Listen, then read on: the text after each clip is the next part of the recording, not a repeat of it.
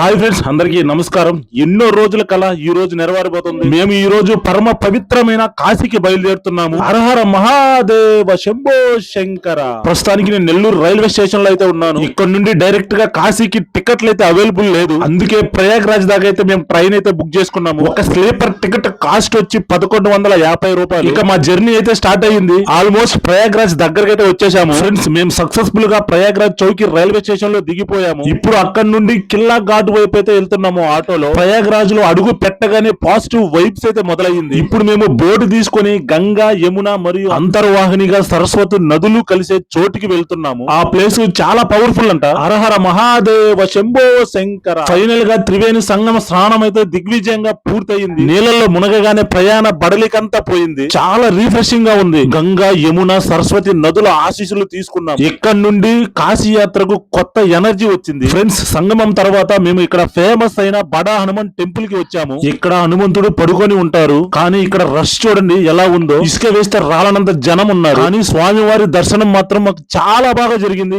జై హనుమాన్. ఇప్పుడు మేము నెక్స్ట్ వెళ్ళబోయేది ఎక్కడికో తెలుసా? సాక్షాత్తు ఆ శ్రీరామచంద్రుడు కొలువై ఉన్న అయోధ్యకి. ఇక్కడితో ఈ వీడియో పూర్తయింది. పార్ట్ 2 వీడియోలో అయోధ్యకి ఎలా వెళ్ళాము, ఎక్కడ ఉన్నామో మొత్తం చూపిస్తాము. ఈ వీడియోకి ఒక లైక్ చేయండి, అలాగే నన్ను ఫాలో చేసుకోండి. ఈ వీడియోని నలుగురికి షేర్ చేయండి. ఉంటా మరి. జై హింద్.